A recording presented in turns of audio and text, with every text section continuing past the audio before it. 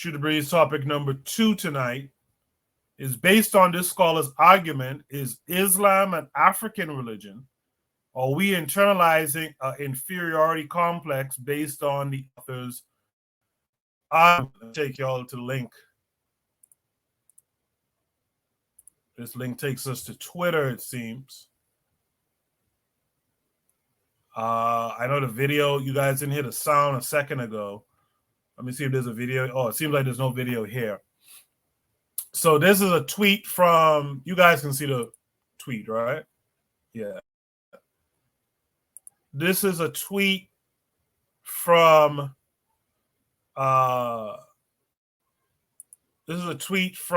Neo Donatello. Before I read the tweet, let's welcome in the Forecast. Forecast, how are you this week? Yo, what's going on, Coco? What's going on, Kevin? Good, man. How are you? Yeah, I'm doing good. All right, thanks for joining, man. Thanks for joining. So this tweet says it is significant that Islam is rarely, if ever, mentioned in studies on or references to African religions.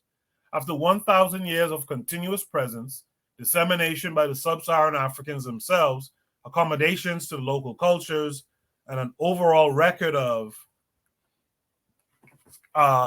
voluntary conversion rather than imposition, Islam is still considered a non-African religion by most American scholars. For some, to see Islam's influence on and importance to Africans in both Africa and the New World acknowledges almost a belittling of what they think are authentic African cultures and Africans. Islamic influence is wrongly perceived as Arabization and a reflection of the supposed weakness of traditional cultures in the face of foreign entities. Interestingly, Chinese, Indonesian, and Albanian Muslims are not seen as being Arabized. Only sub-Saharans are viewed as acculturated, which seems to indicate that some advocates of African cultures have internalized the anti-African prejudices they are fighting in other settings. In this mindset, to celebrate the so-called real Africa, or what is perceived as being the real Africa, Islam and the Muslims have to be denied or minimized. The reality is that traditional African religions have usually been favorably disposed toward Islam and the Muslims and have taken from them what they deem useful to their own preservation and continuity. However, in a mythical and false reconstruction of African cultures as static, millennial, untouched, and uninfluenced except by force, Islam has no place. So I guess this is an excerpt from Sylvain Diouf, Servants of Allah, African Muslims Enslaved in the Americas. Now, this tweet is making an interesting claim here, and the part that stood out to me was in here. That Islam influence is wrongly perceived as Arabization and a reflection of the supposed weakness of traditional cultures in the face of foreign entities. No one says this about the Chinese, the Indonesians, the Albanian Muslims, etc. And then in the end here it says, that basically traditionally Africans were able to take what they needed, right, into their traditional African religions, right, take what they needed and use what they deemed as useful, right, and made it their own. I find that a very interesting take. Kevin Carre, a lot of times when we talk about Islam in Africa, we do tend to Kevin Carre might not be there. Are you there, Kevin? All right, maybe he stepped away. But we do tend to talk about the imposition of Islam and the other Abrahamic religions as kind of like a weakness in African culture, and that we adopted these things as opposed to rejecting them. And the person who made the tweet does make a point here. I guess I wasn't sharing the tweet. No one told me. The person who shared the tweet here does say something that's interesting, that we don't say that about these other folks. Now, to be to myself too, I don't much really care about the Chinese, the Albanian, etc., who, the Indonesian who's taken up Islam. I care about the sub-Saharan or Black East African people, right? I care about them. So it's kind of an interesting thing to bring that up, and it is interesting. But at the same time, I don't really care about what they adopted or didn't adopt. I believe that African people have had their own history, have had their own religions, and I think those things served us, and then was you can say taken away from us and replaced with and replaced with these foreign religions. So that's my concern when we talk about re-Africanization. We need to get back to our original forms of language, culture, religion, etc. Right, to be whole again. That's my take on it. Right, Kevin Carre. Yeah, Trigger Happy 262 was telling me the tweet is not shown on the screen. Yeah, sorry about that. I have it on the screen now. Kevin Carre, what say you to this? Did you hear the tweet that I was talking about? No. Can you speak it again? Refresh me. Get me up to date. I'm sorry, I went away. Right. Okay. Let's do this again. So here's a tweet from Neo Donatello. It says, quote, "It is significant that Islam is rarely, if ever, mentioned in studies on or references to African religions. After 1,000 years of continuous presence, dissemination by the sub-Saharan Africans themselves, accommodations to the local cultures, and an overall record of voluntary conversion rather than imposition, Islam is still considered a non-African religion by most American scholars.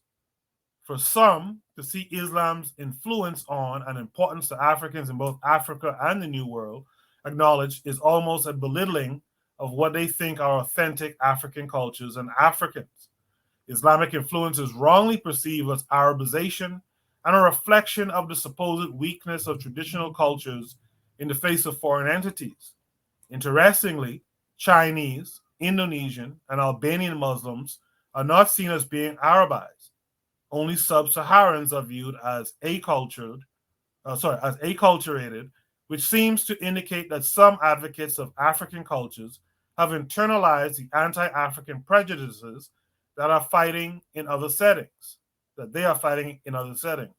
In this mindset, to celebrate the so-called real Africa, or what is perceived as being the real Africa, Islam and the Muslims have to be denied or minimized. The reality is that traditional African religions have usually been favorably disposed towards Islam and the Muslims and have taken from them what they deemed useful to their own preservation and continuity. However, in a mythical and false reconstruction of African cultures as static, millennial, untouched, and uninfluenced except by force, Islam has no place. End of quote. That's from Sylvian Diouf, Servants of Allah, African Muslims enslaved in the Americas. So the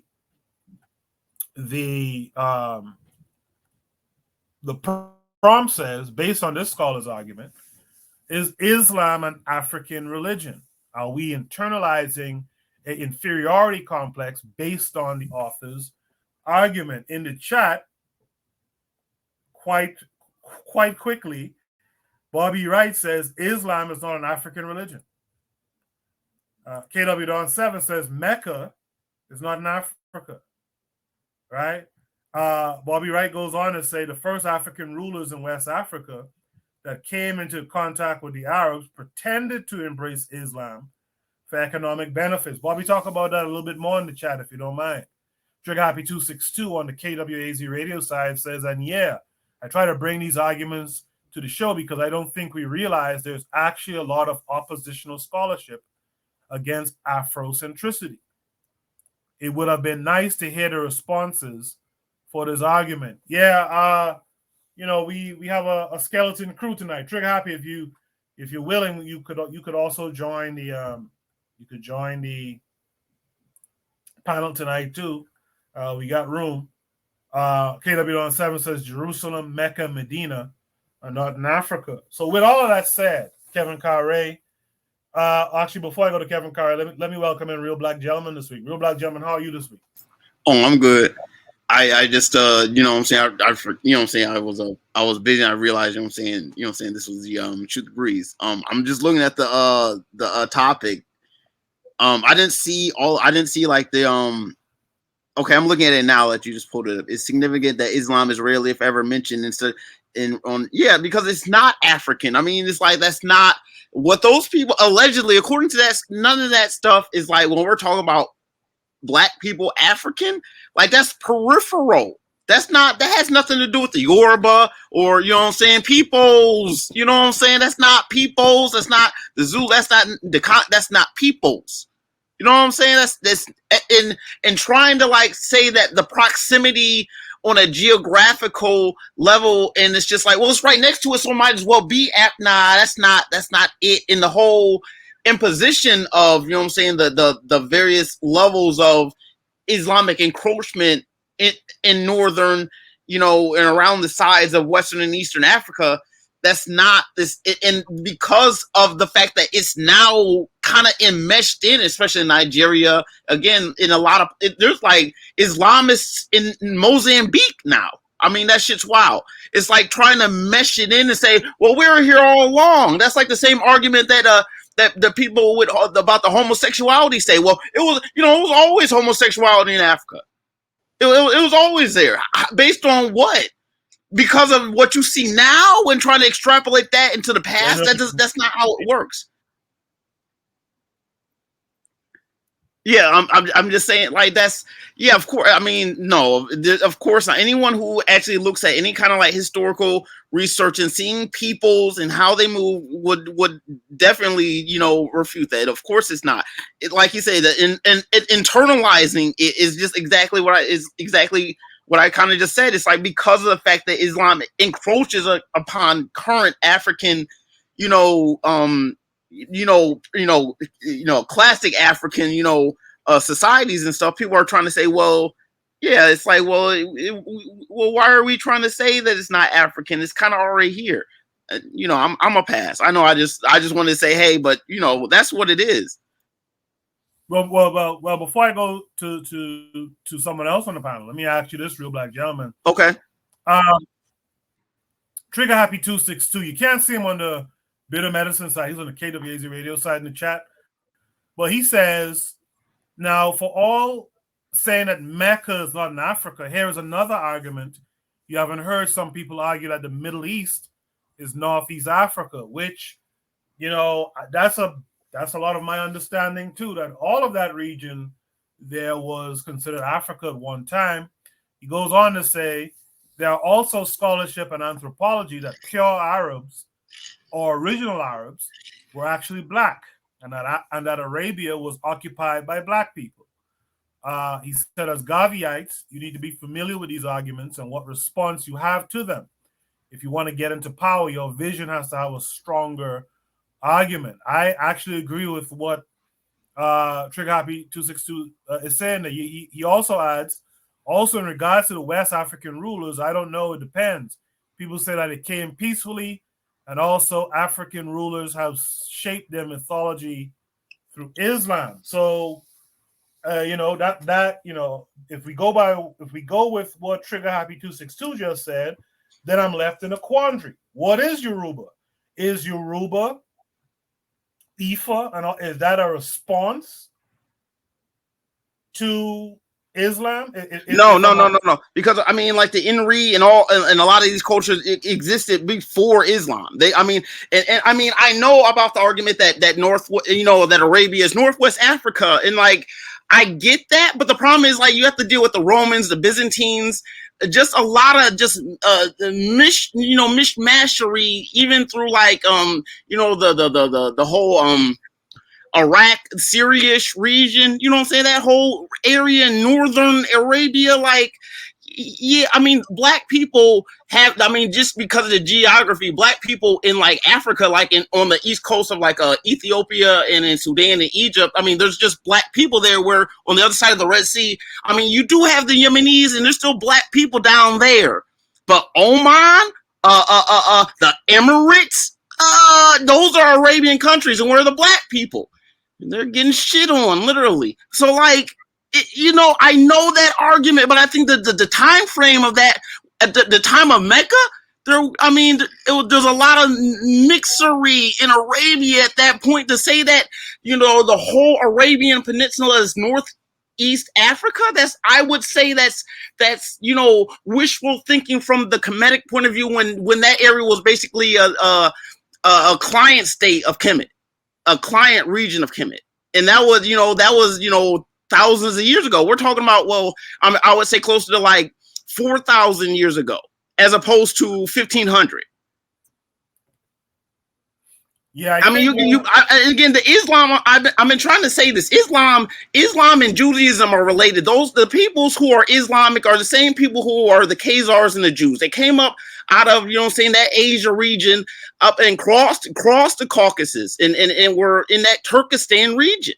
In that area, if you just look a little bit beyond, Arabia and look over the mountains, that's where them peoples come from.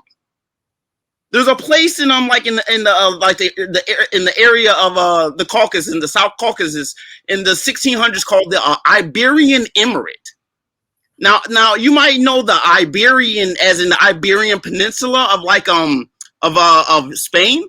Yeah. But this is where I see the relationships. I don't think that name is accidental. I think that what happened is in the 600 ADs, there are peoples in that area, the Iber, or you might think of the Avars, which is another group of people who are the Jews who came up through like Europe in like the 600s. Yeah, I've been studying this because I got to get behind Islam. I can't just look at it square on at 600 AD and be like, okay, everything was everything. No, peoples move around. Where were those people? Where did they move from? And throughout history, that's where I know it's not really that. It's like, I know I want to claim it, but it's kind of hard to say it empirically. Like, yeah, that's East Africa, knowing that even right now Egypt is pressed to have black people there right now. Sudan, the northern 2/3 of Sudan is, is all Arabized. The geographical stretch to kind of claim it as Africa is really hard. I don't want to go. I don't want to take up too much time. I'm past the mic. No. That's really good stuff. In fact, Trigger Happy 262 says, "Yeah, I agree with you, Real Black Gentleman. Many Central Asiatic folk mixed into those areas, but I'm just presenting the argument, so you can make sure you know what you're up against." And that's why I appreciate Trigger Happy 262. I appreciate him. Hey, I appreciate him too. I do. Thank you, brother. Thank you for real. You genuine. Thank you. Yes, sir. Yeah, I like him for that because he understands the assignment, right? Like, Shoot the Breeze is for us to do a couple of things. It's a Garveyite program. It's a re-Africanization program, and it's iron sharpening iron, right? We supposed to understand what people will come at us with, and we need to have our understanding of the situation and our counter arguments solid. The first thing we got to always say is Islam came by force. Christianity, Islam, all this stuff was forced upon us. That's the first part of your argument. They came from foreign peoples who forced it on us. Bobby Wright is telling you the Ifa spiritual system goes back before 5000 BCE, right? So we gotta keep these types of things in mind. Foreign people forced upon us. If it was forced upon us, that alone tells you it's problematic for us. That means that it was forcefully substituted for what we were doing. and we need to get back to what we were doing if we are to get back to who we are, if we are to be able to design our own realities, right? Trigger Happy 262 also says this is usually justification for why Islam is an African religion. Quote, because African people made it, end of quote, is the argument. Yeah, we can't be fooled by that. Bobby Wright, KW Don 7 says, in dealing with the political reality today, I am not claiming the Arabian Peninsula or the Levant region. So that's a good point too. Even if those regions were originally, Black equals African, we gotta look at what's going on now. Trigger Happy 262 says another book I want to read is The Africans, a triple heritage. I gotta look that one up. And again, I've been interested in bringing back the book club, but I'm not interested, and I don't mean this in a bad way. I'm not interested in hosting the book club. I'm already doing enough things. So if any of you out there who are listening, if you want to join KWAZ Radio as a host of a book club podcast, I've been trying to get in contact with Carl Hezekiah, and I can't hear from the brother. Carl, if you're out there, you can hit me up. But if anyone else here is interested in that, I will, we have the infrastructure. We now have the website is pretty much up. We're on the podcast apps. You can check us out on Spotify and Apple Podcasts, etc., Google Podcasts, and the like. But we can add a book club podcast where we talk about these books. Again, iron sharpens iron. We need to be edifying ourselves so that when the fools and the idiots come with the arguments, right? When the fools and the idiots come with the counter arguments to who we are as African people, we need to be on point. So again, I put it out there. If you are hearing my voice and you think you'd like to organize a book club, I will be in the book club too. I just don't want to have to host it. Right? By all means, let me know. House Rally Podcast, that's D Webb saying, gotta delegate. I feel you. Need to do some recruiting. I appreciate that, D Webb. Yeah, you gotta. I can't do all of it. That's why a lot of our things as Black folks don't work out. We have one person, right, who is the so-called leader, right, who's the head of it, and that person is required to try to build every aspect of something. And then later on, after it's built and the person has killed themselves over trying to build it, then folks might start to trickle in, and we got to get off of that. Sometimes when we're all together and we're having these kinds of conversations as a people, sometimes we have to get to the point of saying, you know what? Let me handle that part. You know what I'm saying?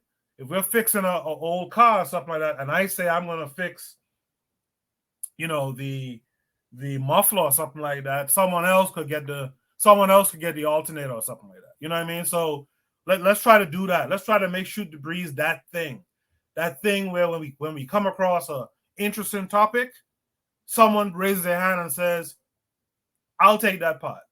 And you'll be surprised to see where this machine will go. You'll be surprised to see where this machine will go if we start taking on that mindset. But I digress. Let me get back on topic here. I went kind of off there. I see Achieve Mindset is here. He said, Islam did not come to Africa peacefully.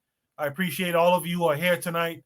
I appreciate all of you who are on the panel tonight. If you guys are out there and you want to join the panel, let's click the link pinned to the top of the chat. You can join the panel where, we have a little bit of a bare bones panel tonight, but a strong one all the same. You guys can hop on if you will. Bobby Wright says that book is by Ali Mazuri. It leans towards Islam and Arabism. Boy, by the way, let me say this too before I go on to Kevin Carre. You guys should follow Bobby E. Wright on Instagram. Bobby E. Wright puts some dope posts up, like multiple posts a day that are really good, especially book suggestions and stuff like that. This brother is well read. You guys should check out his Instagram. With that said, let me go to Kevin Carre. Kevin Carre, based on this scholar's argument, is Islam an African religion? Are we internalizing an inferiority complex based on the author's argument? What say you? It is not an African religion. We had our spiritual system long before the Arabs came into Africa and forced it upon us. You know, either you convert or you die by the sword. You know, that's all. Even the stupid their culture. It's not our culture, but it's all about. As I said, when you subjugate a people and you strip away every little decency they have, and all they have to look for it is the Islam, you know, the Quran or whatever. Of course, they're gonna lose their way and say, "Oh yeah, I'm an Arab. I am this and that." Do you remember that Gates documentary back in the late '90s when he went to East Africa, and he asked the guy, Oh, "Hey, yeah. yeah," he goes, "What are you?" He goes, "Oh, I'm Persian." But yeah, it is. My thing is, it's very obvious. Islam is not an African religion. It's not. All these Abrahamic religions, it's not African. That's all I got to say. Kevin Carre, that's a good pull. I posted, because it's on YouTube for free. I forget that Gates documentary, the title of it, but I posted on the community tab months ago. I was asking for people to kind of comment on it. One of the things I noticed in that is what you just said. The Arabs squarely differentiate themselves from the Africans. Squarely differentiate themselves. So you can't come back and tell me that this thing that they're peddling is an African thing. You know what I mean? And this idea too, that, you know, Africans took their original African spiritualities and they took things from Islam and, you know, that suited them. Well, how come when I see the African, I don't recognize them as African?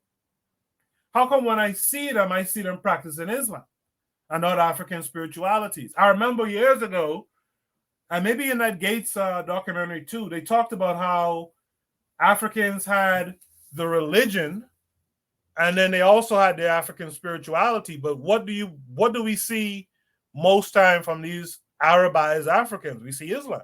We don't see them practicing their African spirituality. You guys in the chat, do you ever see Africans, especially our direct ancestorship, West and West Central Africans who follow Islam? Do you ever see them practicing a West African spirituality? You guys in the chat, let me know. Shout out to Bibi Rodriguez, who's here today also. Yeah, you know what? When I walk down 125th Street, I mean, I'm cool about a lot of the vendors, but when you watch the vendors, they're bowing to the east to pray to Mecca. Right. Yeah, they'll have some African garbs on, but their religion is Islam.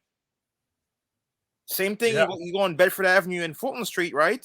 Yep. That whole block is an African block, but there's that big mosque right there. I was down there today. Yeah. By the way, I also put on the community tab the subjects that I came up with so far for Shoot the Breeze. You know, I'm trying to make it a subject area thing, which is good because look, Trigger Happy brought this African spirituality subject tonight. This is good. And we're going to talk about beauty standards later. Those are two of the things I put up there. You'll see the other things. I think I put 6 things. You guys let me know, you know, if you have anything else to add to it to make it 10 things or just make it a solid 5 things that we can do. All right, check out the community tab. With all of that said, I know I have my brother, the Forecast, sitting here for a minute. Forecast, based on this scholar's argument, is Islam an African religion? I don't think Islam is a black religion. Right. Koku is Arabs African? No. Okay, so yeah, well, I would say no then, you know. But he, you know, the dude also said, you know, they continue to do it by choice these days. But you know, you also see us being Christians by choice, but we know that was beat into us, you know. And but I will say this though, you know, if it's like because I'm not an expert or nothing like that, but like if it's an offshoot of like the Judaism or whatever, if black people made that, wouldn't it technically be African religion if black people made that religion and they kind of took it from that? That's an interesting one. So that's an interesting one.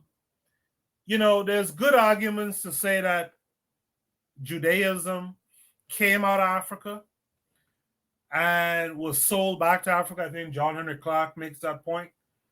The issue with that is African people gave that shit up. The reason why the phenotype of Judaism is what it is today, Africans left that shit alone a long time ago. And these folks up in, where were they? I think Real Black Gentleman mentioned them, the KWAZ, right? These guys were searching for something because they didn't want to be subject to Islam or Christianity. And they said, well, let's take up this defunct religion. So I think we kind of used that and we were done with it. I mean, is that your understanding, Real Black Gentleman and Forecast? Oh, my bad. What did you say? What did you say? Forecast asks about Judaism. If that was created by Black equals African people. No. See, Judaism is just a remix of just the cultures and practices of the predominantly Black peoples in that area. Now, back in the day, there were a lot more Black people in that whole Levant area around the Red Sea and all that. So whatever them peoples kind of meddled in, about the Avaris, the capital of the Hyksos, them is them KWAZ, them is them peoples. All that stuff is them proto-Jews walking in the Kemet, stealing and trying to meddle around with our culture until they are expelled. Any of that stuff is not ours. It's their take on their interpretation, their cultural appropriation, their styles, swagger jacking. Yeah. So Forecast, what say you now? No, I agree with him. I think is like they tried to take out it, but then they kind of perverted it and stuff like that. I think all of it is just like they just don't know how to do it. They don't look at the world the same way that we do. Like, you know what I'm saying? Like, you are one with it. They look at it as conquer, you know what I'm saying? Like, is a different way that we look at the world, but that way they can't just take our concepts. When they take our concepts, it comes out in a perverted way, you know what I'm saying? On some manifest destiny stuff, Yeah. So, here's a follow-up question for everyone in the chat, everyone who's listening, everyone who's up here on the panel.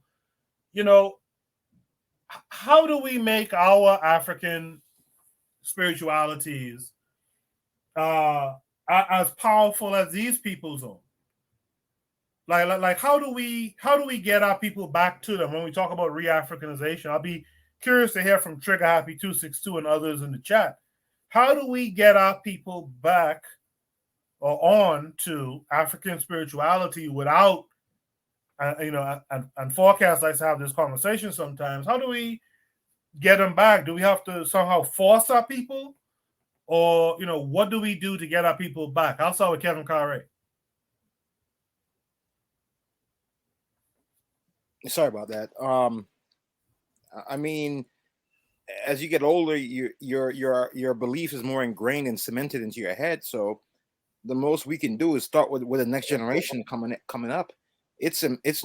I'm burned out trying to do that to get our people back, man. It's like no matter what you do, it's yes, Jeebus is gonna help me. Let me go give the pastor a lot of money, or I gotta go to my mosque, or I'm this and that. I'm like, yo, if that's for you, that's for you. But I'm not gonna waste my time. I'm just gonna put my energy into the younger people and teach them about our true ways. Well, I'll pass the mic. Forecast, what say you? All right, I'll give you the political answer. The only way that you would be able to do that is to be able to have something for them. You know what I'm saying? Like there was a time where the church got you can go there for shelter, protection, food, whatever. Now it turned into exploitation. I get it, but it's gonna be hard to get people to follow you if you're not there to offer them something, like being able to feed them. Like, you can't tell somebody to quit a job if you can't replace it, you know what I'm saying, with the ability to live their life, So if you want people to follow you, like, because they're always going to get stuck, because it's not even the religion, because they'll throw away their religion for money too, you know what I'm saying? So that's really what it takes, you know what I'm saying? I think, but I'll pass it on. All right, Real Black Gentleman, what say you? I basically said, how would you get spirituality back? I mean, part of it is just having just we have to find the elements of divinity, of that which is, I guess, creative in nature, and find and manifest that in us. It's like you in a way, not to be so how do I say it, what's the word I want to say, the big head or anything like that, but as we see our people, we see manifestations of the Most High, or the divine, or Amun, the hidden and the revealed. We can see Ogun in aspects, or we can see it. We won't even think about it because it's not about that. This is what we're trying to talk about, spirituality. We see elements of people that are incredible, and it's unsaid, it's unspoken almost, but it's there. We see it. And right now it's like we have people, a lot of it is our entertainers, because they speak, and spirit is of breath. Those of us who sweat and exert, and who do great things that are seen, we see a bit of divinity in them. And I would have to say that these are living people who excite us in creative ways. We have to continuously see that in us. I'm not saying let's be, we have to find ways to give praise to creation by exhibiting things in spite of saying our humanity and our natural propensity to fail and not be perfect and all that, to even strive for perfection, to strive for little bits of perfection that we can share upon our people in those moments of grace amidst the chaos that we have to do. Because we have to, you can build a house, but if you don't keep it up, it's going to crumble. And the idea is that we have to build spiritual space, and it's not going to be amongst walls. It's just ideals and in that which we respond to in our lives. Like we got to become the gods. In our own humble ways, in ways that we don't willfully and pridefully try to go for, because I'm not trying to be God, but creation is going to work through me in aspects that are elemental as such. You can't go to church, you can't go and look through these books. Some of this stuff is going to have to be written out, and we're going to have to recite stuff. Black people are going to have to get on the same page. And I've said this on before, like, I don't want spirituality to become a catch as catch can kind of a philosophy where it's just black doest thou will. I don't want spirituality to turn into that, because that's not constructive. We have to have, the native confessions. We have to have binding principles, and we have to sort them out. It's not like you're going to get there from here and it's not going to be perfect, but it's going to have to be recognized that when we see it, we know it. We can go, just if we're going to be as black as we're going to be east to west coast, if we're black, not because of what's going on from without us, but from within us in our intrinsicness of being of the Africa, the mother continent, we are going to have to just, theology, people who are Muslims or who are Christians and who are Jews and whatnot on the continent are going to say, wait, how do we bring this home? How do we bring this home? And it might be a little hokey, people might start building little meccas in Africa, and it might turn into that for 50 years. And this stuff took hundreds of years to get to this point. It's not going, I'm not saying it would even take another hundreds of years. You can really get people to snap up and be like, oh shoot, already about it. Like, we got to get back to this already, like yesterday. Like, these things can happen when people mobilize, and a lot of that has to do with turmoil, unfortunately, that is affecting us from outside, but the things we're already affected from the outside. And I think, sometimes you don't want it to turn into, waiting for disaster to strike, but sometimes that's the only way. Hopefully we can preempt that by just saying that we're constantly being attacked, and, part of it is a nuance. I lean towards more bold action, although some people you are so stubborn, you can say bold things to people and they don't hear you. Right. There are none so blind that will not see. I'm a pass. No, I appreciate that, Real Black Gentleman. Brother Bakari was here. I hope you'll come back. Tanzan said, what's up? Lero was here. BB Rodriguez says, African spirituality said it was our manifest destiny to be sold into slavery. So what say you? I'll say this, BB. I'm not familiar with that manifest destiny thing. To me, the manifest destiny comes from these Abrahamic religions that we will go through servitude and whatnot. So I'm not familiar with that in African spirituality, but I'll be glad for you to pass on that information to me when you can. I like what Trigger Happy 262 said. I have to read it because he's on the KWAZ radio side. But before I do that, let me welcome in Brother Bakari. Brother Bakari, have you been paying attention to the conversation? Bakari, your mic is muted if you're talking. All right, we'll give Bakari another minute or so. Can y'all hear me? Yes. Can y'all hear me? Yes. I'm having technical difficulties. My bad. Ask that question again, because the last person I heard speak was, I think it was the Real Black Gentleman. And I ain't gonna lie, his answer had me all kind of confused. So ask the question again. What was the question? You was talking about the question was along the how we can get our people back from how we can get our people back to African spirituality. Yes. If you want to do it the Abrahamic religion way, beat them and force it on them. There's one. Number two, I remember him saying, "Don't go." But the church was actually the church is actually the last place where people practice. In all honesty, what most of our people actually practice some form of African worship. If you truly study the church, anything about church, they truly practice voodoo in church for a very long time.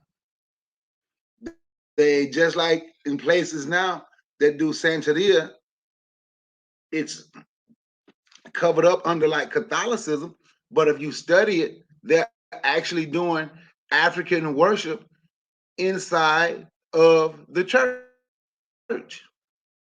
Inside of that church. So for me, that's how, I don't know. I just told you my two answers. Force it on them, or you can force it on them, or find you one of them old school churches and you can see them really practicing voodoo inside of the church.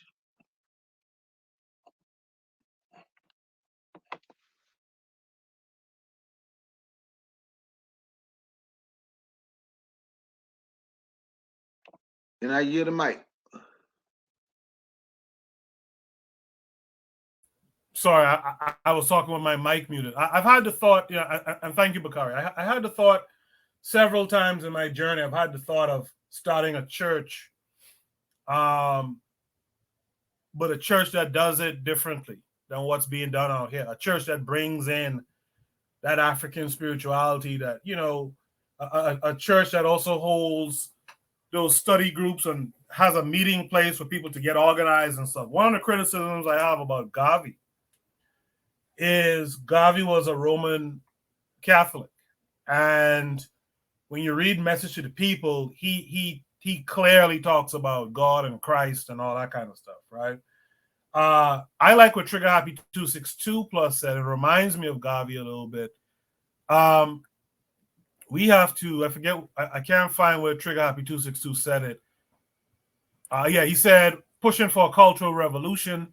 I also think a third party, a nationalist party, that supports the cultural revival of our traditions is important. And I know you said other things before that, but I thought that was very important. And I wish Gavi had kind of considered it more, or thought about it, or practiced it at least, where you push that African spirituality more. But in those days, I do understand most of those men were, grew up in the church. And so they had that, that Christian ethic thing going on. We got to go to Africa and civilize the savages and all that nonsense. But we today need to do that now. If we're going to be pushing getting organized and having organizations and, practicing Black nationalism or Pan-African nationalism or what have you, one of the things we need to be pushing in those organizations is African spirituality, in my thoughts. Does anyone disagree with that? All right, seems not. Bobby Wright says, hold on a second. Bobby Wright said, I think what we have to do is make African spirituality appeal to our people, just like the Nation of Islam made Islam appeal. We have to build an institution and serve the people. I like Forecast. I agree with that 100%. Tanzania's out there saying, hit the likes, everyone. So please hit the like, share the link with your people on social media, invite a few people to come through. Trigger Happy 262 agreed with Brother Bakari. He said, yeah, he is right. Hoodoo was the strongest in the Black church in America. Yeah, I think we got to get back to that. Marcus Garvey is the way is here. The Hash Rally podcast said Malik Assad from UBA had a brother on some years back that had a quote-unquote church that actually did exactly that. They practiced voodoo and African spirituality. I'll see if I can find the name of it later. Yeah, I appreciate that too. I'd like to have someone like that on. Brother Bakari, Can you want I to say add something? right quick? Yeah, go back to what Bobby E. Wright said. Is back to the point that I always make, right? Other groups just actually outworking us, right? I'm just being honest. When he said you got to be, we're being outworked. There's not enough of us out in the streets trying to get this done. That's just it's just that simple for me. We're being outworked. If we want people to be a part of what we're doing, of what we want to do, we have to get out and we have to talk to people and meet people in the streets. That's how I meet most of the people, you know what I'm saying, that I know. Even the lady that came on last night and did the poem, we met in the streets, me talking, my friend Anulu coming to chat. We met. Matter of fact, most of the people who come on in and say they know me, if they come to my chat and say they know me, they don't know me from YouTube. They know me from being in the streets talking to people. We're just being outworked. It's just that simple. And you're right, they did call it the Sanctified Church, but it was actually voodoo that they practiced all throughout the Black church down south. Practice voodoo. Yeah, they have in the Caribbean, they have these spiritual Baptist churches. Some people call it Soca Baptist because it's just like you go into like a soca concert or the Jumper Church or something like that. That is African spirituality mixed in and stuff like that. But yeah, you guys are all right. We are being outworked in these areas, and we gotta figure out something. We gotta figure out something quickly and act on it soon. I'm gonna go to Shoot the Breeze topic number 3 if there's no last words on that topic. Let me ask you one question. Have you ever heard of Oyotonyo Village in South Carolina? No, I haven't. People need to look at Oyotonyo Village if you want to see.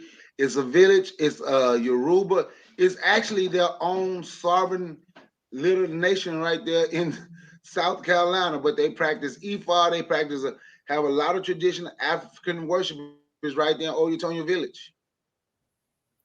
Are they Gullah And they Geechee? want more people. No, they're not the Geechee. Okay.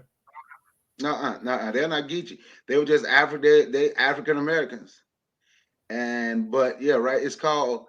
I might be mispronouncing it, but I think it's Oyotonyo Village, right there in South Carolina. So we do have, and they want more people to come and learn about it too. If you guys in the chat, if anyone can remember who's on the Discord, you could join the Discord by clicking the link. Put post something. Post a prompt on that village if you can find something on YouTube. Let's take a look at it in the future. In a future of the Shoot the Breeze, let's take a look at it. I think this subject-based Shoot the Breeze thing is a good idea if we execute it right. We can really do some work in our discussions here that we could then take into the streets and actually do some real powerful work outside. In the meantime, I'm going to go to Shoot the Breeze topic number 3. Shoot the